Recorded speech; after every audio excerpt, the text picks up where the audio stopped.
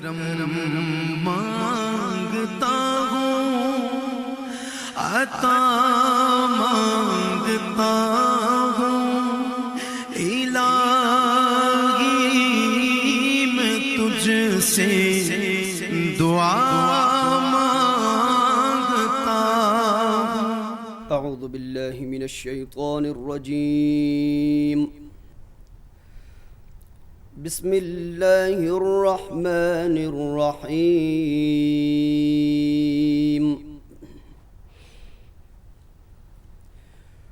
حامیم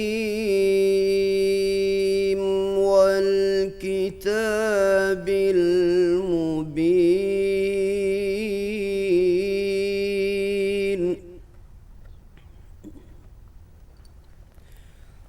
اِنَّا أَنزَلْنَاهُ فِي لَيْلَةٍ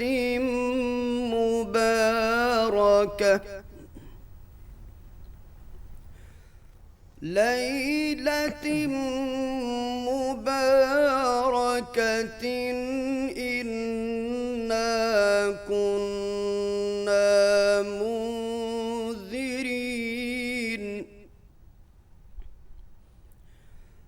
فِيهَا يُفْرَقُ كُلُّ أَمْرٍ حَكِيمٍ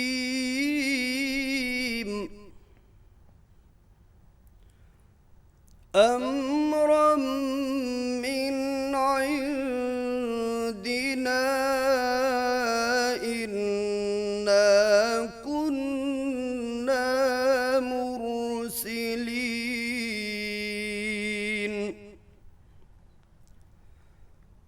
رَحْمَةً مِّن رَّبِّكَ إِنَّهُ هُوَ السَّمِيعُ الْعَلِيمُ۔ صدق اللہ العظیم۔ بسم اللہ الرحمن الرحیم۔ السلام علیکم ناظرین، آپ کو خوش آمدید کہتے ہیں پاکستان ٹیلی ویژن کی خصوصی ٹرانسمیشن شب مغفرت میں۔ یہ ٹرانسمیشن شعبان کے مہینے کی اس مبارک اور متبرک رات یعنی شب برات کے حوالے سے منعقد کی جا رہی ہے، اور آج جہاں ہم اس رات کے اور اس مبارک مہینے کی فضیلتوں کے بارے میں بات کریں گے، وہاں پہ ہم ساتھ ساتھ یہ بھی دیکھیں گے کہ پروردگار نے ہمارے لیے یعنی ہم سب انسانوں کے لیے کہ جو بہت ہی گناہ گار ہیں، اور کوئی لمحہ ہمیں ایسا مل جائے کہ جس میں پروردگار خود یہ کہے کہ آؤ مجھ سے مانگو اور توبہ کرو، استغفار کرو، مغفرت مانگو، تو یہ اس سے بہترین اور کوئی موقع یا اس سے بہترین کوئی اور رات نہیں ہو سکتی۔ تو ہم اور آپ مل کر اس رات کی جو برکتیں ہیں ان کو سمیٹنے کی کوشش کریں گے۔ میرے ساتھ موجود ہیں جناب شکیل جاسر صاحب۔ جی بہت شکریہ جی۔ اور ناظرین کرام، آج کی اس بابرکت رات میں جو معزز ہستیاں ہمارے ساتھ موجود ہیں اور شریک گفتگو ہوں گی، بہت سارے نامور علماء کرام اور مذہبی اسکالرز ہمارے ساتھ آج اس نشست میں موجود ہیں، اور ہم ان سے اس حوالے سے گفتگو کریں گے۔ میں ان کا تعارف کرواتا چلوں۔ ہمارے ساتھ جناب ضمیر ساجد صاحب، محترمہ ذکیہ نجفی صاحبہ، جناب محمد حسن رضا صاحب، جناب قاری اخلاق مدنی صاحب، محترمہ راضیہ نوید صاحبہ اور جناب مسعود علوی صاحب ہماری آج کی اس نشست میں ہمارے ساتھ تشریف فرما ہے۔ ہم ان سب کے شکر گزار ہیں، اور آج کی اس مبارک رات کے حوالے سے ہدیہ تہنیت بھی پیش کرتے ہیں۔ گفتگو کا باقاعدہ آغاز کرنے سے پہلے اگر ہم قصیدہ بردہ شریف سن لیں۔ ہمارے ساتھ جناب سلمان کونین صاحب بڑے معروف نعت خوان موجود ہیں، اور آج کے اس پروگرام کی اور اس گفتگو کا آغاز ہم قصیدہ بردہ شریف سے کرتے ہیں۔ جناب سلمان کونین صاحب قصیدہ بردہ شریف پیش کریں گے۔ مولا یا صلی وسلم دائماً ابداً علی حبیبک خیر الخلق کلہم، مولایا صلی وسلم دائماً ابداً علی حبیبک خیر الخلق کلہم محمد سید الکونین والثقلین محمد سید الکونین والثقلین والفریقین من عرب ومن عجم مولایا صلی وسلم دائماً ابداً هو الحبیب الذی ترجى شفاعته هو الحبیب الذی ترجى شفاعته لكل هول من الأهوال مقتحم مولایا صلی وسلم دائما ابدا علی حبیبک خیر الخلق کلہم یا اکرم الخلق مالی من اولوذ به یا اکرم الخلق مالی من اولوذ به سواک عند حلول الحادث الامم مولایا صلی وسلم دائما ابدا علی حبیبک خیر الخلق کلہم سبحان جزاک اللہ ماشاء اللہ. گفتگو کا سلسلہ ہم شروع کرتے ہیں اور ہمارے جو معزز مہمان یہاں تشریف رکھتے ہیں ہم چاہیں گے کہ کچھ خاص طور پر میں سوال کرنا چاہ رہی ہوں جناب مفتی ضمیر احمد ساجد صاحب آپ سے، اور وہ سوال یہ ہے کہ یہ مہینہ پورا مہینہ جو ہے شعبان المعظم کا یہ بڑی برکتوں والا مہینہ ہے، اور اس میں پروردگار کی خاص عنایات جو ہیں وہ ہم انسانوں پر ہوتی ہیں، اور ہمیں موقع دیے جاتے ہیں بارہا کہ ہم اپنے گناہوں کی توبہ کا اور مغفرت کے لیے پروردگار کے حضور میں اپنے آپ کو پیش کریں. تو اس بارے میں فرمائیے کہ پورا مہینہ جو ہے شعبان کا وہ اس کی کیا فضیلتیں ہیں؟ ہاں بے شک ماہ شعبان اللہ تعالیٰ کے ان عظیم مہینوں میں سے ایک مہینہ ہے جس میں اللہ تعالیٰ نے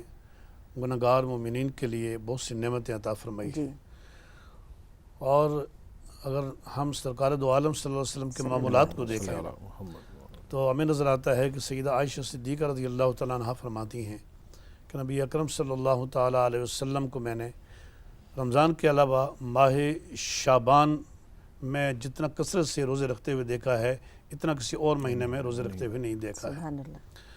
یہ امت کے لیے ترغیب تھی آپ صلی اللہ علیہ وسلم کی کہ آپ اس مہینے میں کثرت سے روزے رکھتے ہیں تاکہ آپ کی امت بھی آپ کے نقش قدم پر چلے اور وہ ان کے گناہ بھی معاف ہوں. اور پھر سب سے بڑی بات یہ ہے کہ سرکار دو عالم صلی اللہ تعالیٰ علیہ وسلم نے اس ماہ مبارک کی نسبت اپنی طرف فرمائی ہے. آپ نے فرمایا ہے کہ شعبان الشہر و رمضان الشہر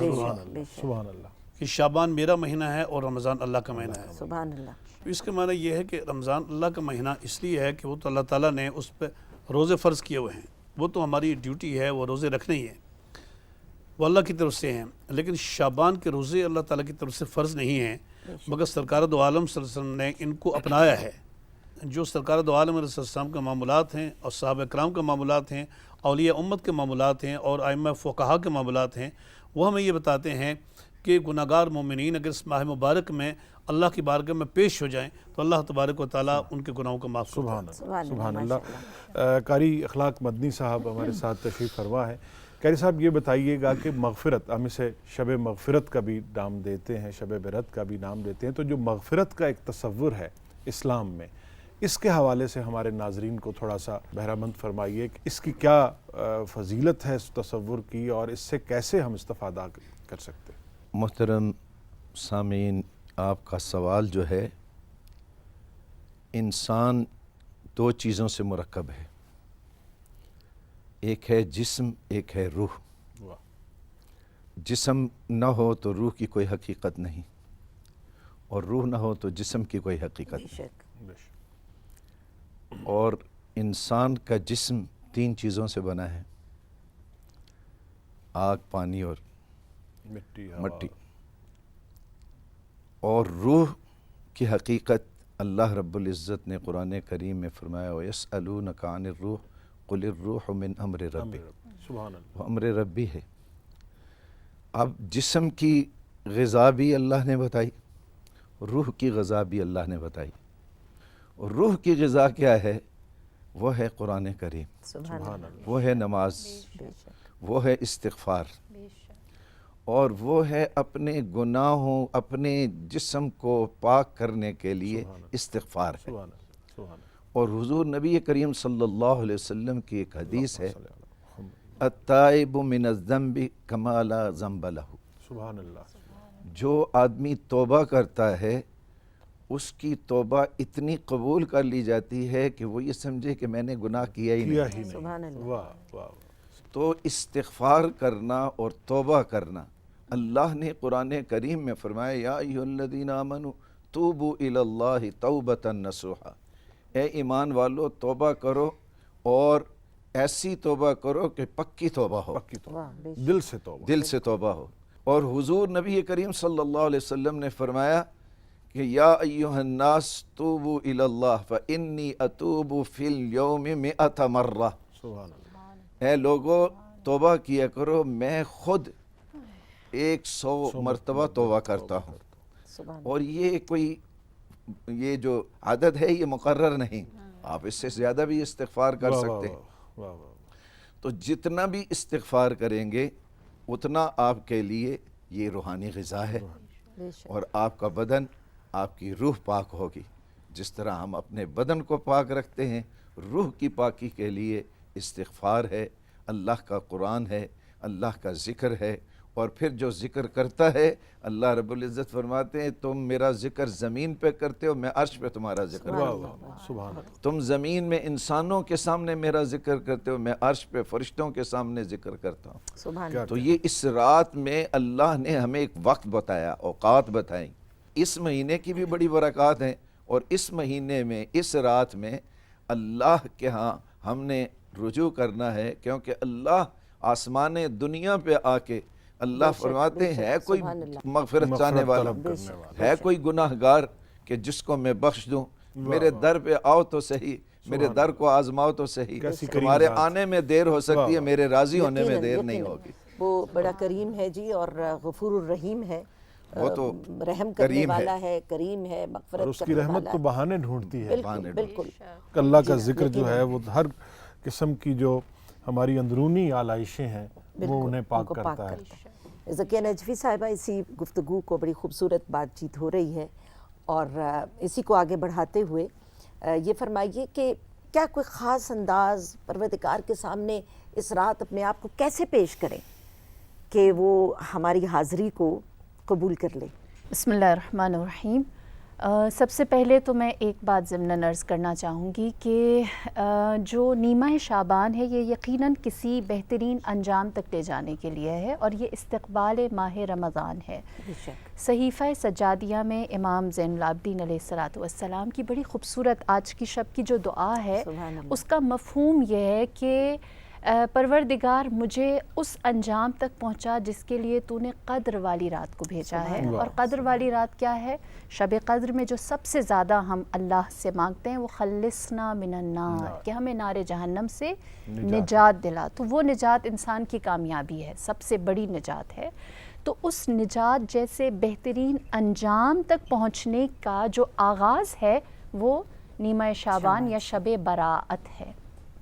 اور آپ نے بات کی مغفرت کی، تو دعائے کمیل جو امیر المؤمنین امام علی علیہ السلام سے اس کی ابتدا میں ہی مغفرت کا بہترین سلیقہ بتایا جاتا ہے۔ آپ فرماتے ہیں کہ پروردگار میں تجھ سے مغفرت مانگتا ہوں ان گناہوں کے لیے جس سے میرے اوپر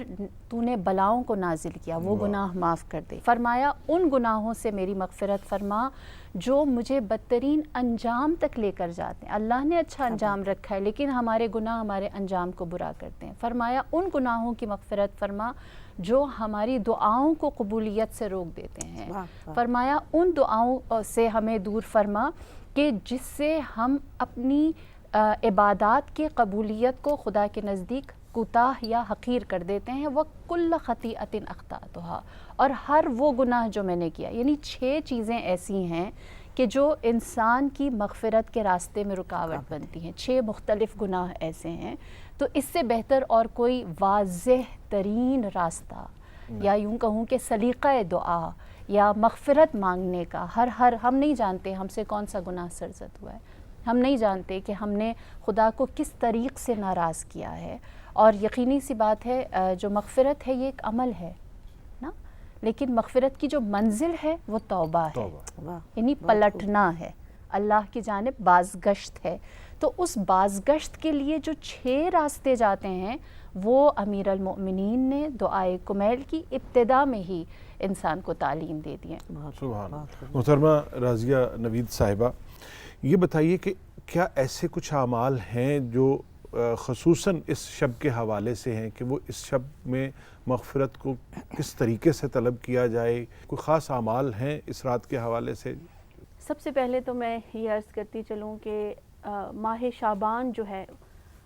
اسے میں سمجھتی ہوں یہ ماہ عشق و محبت ہے۔ سبحان اللہ۔ جیسے پہلے بھی بات ہوئی کہ رمضان اللہ رب العزت کا مہینہ ہے اور شعبان سرکار دو عالم صلی اللہ علیہ وسلم کا مہینہ۔ اس میں بہت سارے اعمال ایسے ہیں جن کے کرنے کا اللہ رب العزت نے حکم تو نہیں دیا، لیکن سرکار صلی اللہ علیہ وسلم نے جب اس کی اہمیت واضح کی تو اس کا مطلب یہ ہے کہ اب جو کوئی حضور کی ذات سے محبت کرتا ہے، ان سے عشق کرتا ہے، وہ بغیر کسی دلیل کے وہی کام کرنے کی کوشش کرے گا جو آپ نے کیے ہیں۔ اور دوسرا اس میں ایک نقطہ بیان کرنا چاہوں گی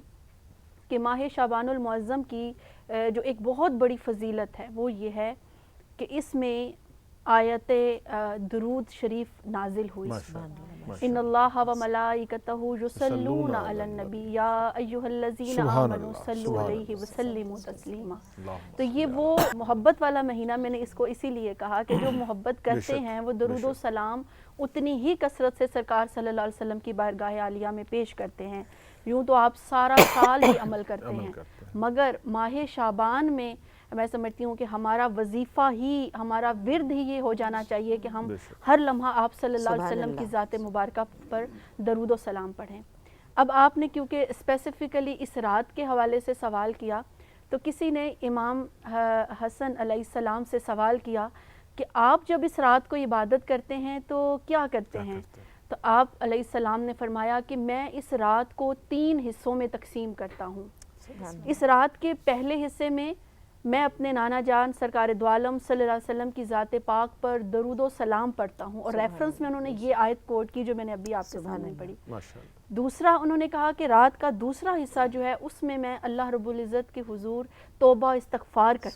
کرتا ہوں، اور تیسری چیز جو انہوں نے کہا کہ میں اللہ کے حضور قیام کرتا ہوں، نماز پڑھتا ہوں، نوافل پڑھتا ہوں، اور اللہ کے حضور جو ہے بخشش و مغفرت طلب کرتا ہوں۔ تو یہ آپ دیکھیں کہ سرکار صلی اللہ علیہ وسلم کے نواسا جو تھے ان کا یہ عمل تھا، تو ہمارے لیے بہترین عمل ہے۔ بہت بڑا ایک پھر اسی طرح سے کثرت سے توبہ استغفار کرنا، درود و سلام پڑھنا، صلاۃ و تسبیح کا اہتمام کرنا، پھر صدقہ و خیرات کرنا، نہ صرف اپنے لیے دعا مانگنا بلکہ وہ لوگ آپ کے پیارے اور پوری امت مسلمہ سے تعلق رکھنے والے مسلمان جو اس دنیا سے رخصت ہو گئے ہیں ان کے لیے دعائے مغفرت کرنا، یہ انتہائی ضروری ہے۔ نہ صرف ہمیں اللہ رب العزت کی بارگاہ میں ہمارے گناہوں کو یہ چیز جو ہے معاف کروائے گی، بلکہ ہو سکتا ہے کہ ہمارے وسیلے سے وہ لوگ جنہیں ہماری دعاؤں کا انتظار رہتا ہے، جو ہماری طرف سے ایصال ثواب کے منتظر رہتے ہیں، ان کے لیے بھی جو ہے وہ یہ رات ایک خاص برکت اور ایک خاص فضیلت کے ساتھ آتی ہے۔ ماشاءاللہ، بہت خوب۔ جی، ہمارے ساتھ تشریف رکھتے ہیں ہمارے مہمان محمد حسن رضا صاحب۔ آپ سے میں یہ گزارش کروں گی کہ ابھی ہماری بہن نے تذکرہ کیا ہے کہ ہم کس طرح سے وہ ہمارے مرحومین جو ہیں ان کے لیے دعائے مغفرت کر سکتے ہیں، اور نہ صرف اس کا ثواب ہمیں ملتا ہے بلکہ یقیناً وہ منتظر ہیں کہ ہم ان کے ایصال ثواب کے لیے کچھ پڑھیں اور کوئی اعمال ایسے کریں کہ جو ان تک پہنچیں۔ تو اس حوالے سے مزید کچھ روشنی ڈالیے گا۔ سب سے پہلے تو ہمارے اوپر یہ اللہ تعالیٰ کا فضل اور کرم ہے کہ جس نے ہمیں یہ رات عطا فرمائی، اور جیسے ابھی گفتگو ہو رہی تھی کہ اس کو یعنی اس رات کو کیسے گزارا جائے اور ان میں کون سے ایسے اعمال ہیں جن کو کرنے کی وجہ سے انسان گناہوں سے بچ جاتا ہے۔ میں یہاں پہ یہ بات عرض کرنا چاہوں گا کہ حضور نبی پاک صلی اللہ تعالیٰ علیہ وسلم کی حدیث مبارکہ کا مفہوم ہے، جس میں آپ صلی اللہ علیہ وسلم نے یہ بیان فرمایا کہ اس رات کو سارے لوگوں کی بخشش کر دی جاتی ہے سوائے اس کے کہ جو مشرک ہے اور جس کے دل میں کینہ ہے، بغض ہے۔ جو کسی کا بغض اپنے سینے میں رکھتا ہے، اپنے دل میں رکھتا ہے، کسی کا حسد رکھتا ہے، کینہ رکھتا ہے، تو اس کی بخشش نہیں ہوگی۔ اور دوسرا، حضرت ام المؤمنین سیدہ طیبہ سیدہ عائشہ صدیقہ رضی اللہ تعالی عنہ، آپ کی وہ حدیث مبارکہ آپ فرماتی ہیں کہ جب میں رات کو اٹھی اور دیکھا رسول پاک صلی اللہ تعالیٰ علیہ وسلم اپنے بستر پہ موجود نہیں ہیں، تو میں نے دیکھا کہ آپ جنت البقیع میں ہیں۔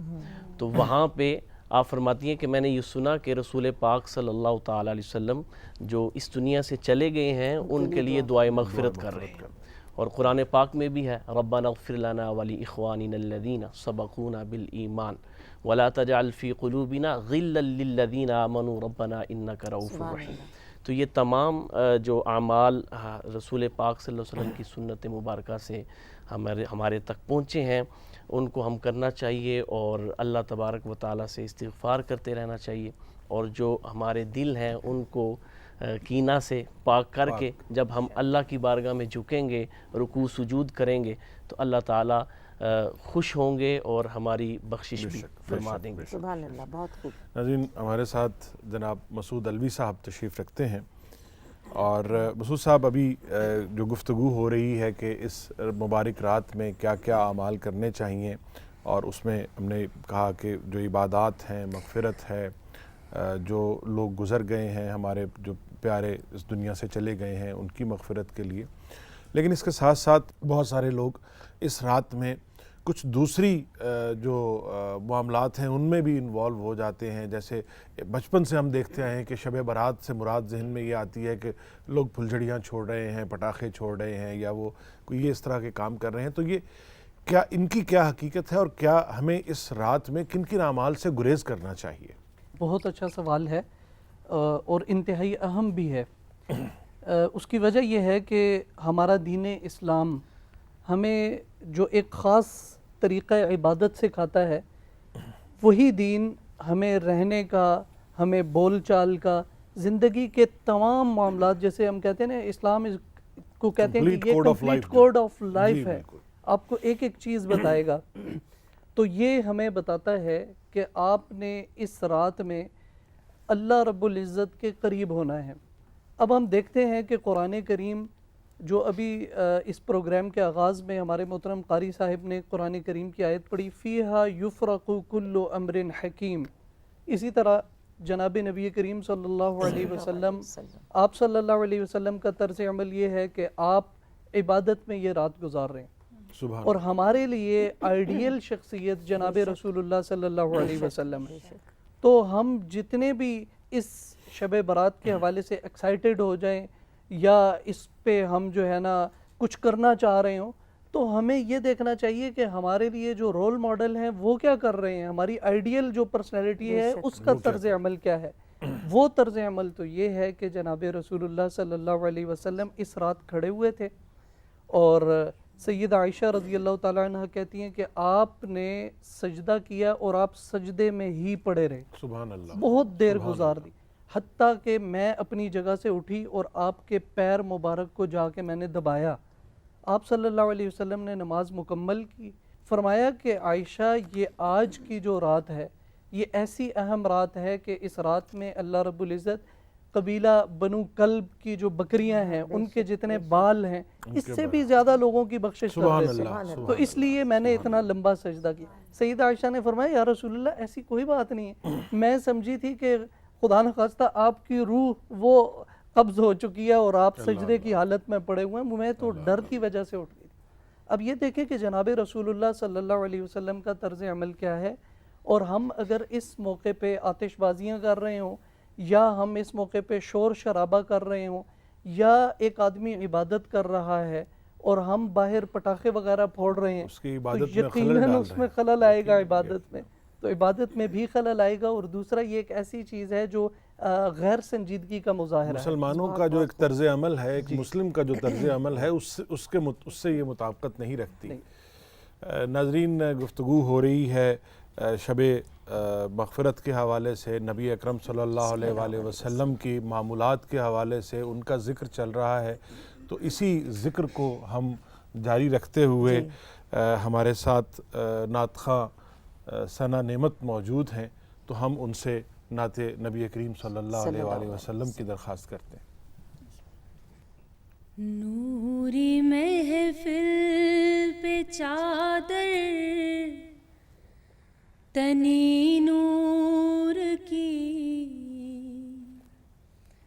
نوری محفل پہ چادر تنی نور کی، نور پھیلا ہوا آج کی رات ہے، سبحان اللہ، سبحان اللہ، نور پھیلا ہوا آج کی رات ہے، چاندنی میں ہے ڈوبے ہوئے دو جہاں، کون جلوہ نما آج کی رات ہے، کون جلوہ نما آج کی رات ہے، فرش پر دھوم ہے، عرش پر دھوم ہے، فرش پر دھوم ہے، عرش پر دھوم ہے، بد نصیبی ہے اس کی جو محروم ہے، پھر ملے گی یہ شب کس کو معلوم ہے، پھر ملے گی یہ شب کس کو معلوم ہے، عام لطف خدا آج کی رات ہے، عام لطف خدا آج کی رات ہے، ابر رحمت ہے محفل پہ چھائے ہوئے، ابر رحمت ہے محفل پہ چھائے ہوئے، آسمان سے ملائک ہے آئے ہوئے، خود محمد ہے تشریف لائے ہوئے، خود محمد ہے تشریف لائے ہوئے، کیسی رونق فضا آج کی رات ہے، خود محمد ہے تشریف لائے ہوئے، کیسی رونق فضا آج کی رات ہے۔ مانگ لو چشم تر مانگ لو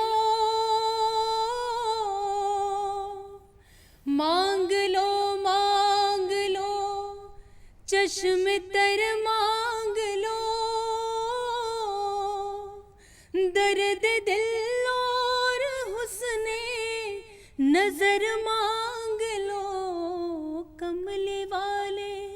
کی نگری میں گھر مانگ لو کملی والے کی نگری میں گھر مانگ لو مانگنے کا مزہ آج کی رات ہے کملی والے کی نگری میں گھر مانگ لو مانگنے کا مزہ آج کی رات ہے نوری محفل پہ چادر تنی نور کی نور پھیلا ہوا آج کی رات ہے چاندنی میں ہے ڈوبے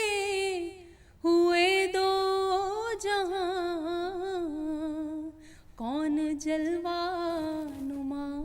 آج کی رات ہے کون جلوہ نما آج کی رات ہے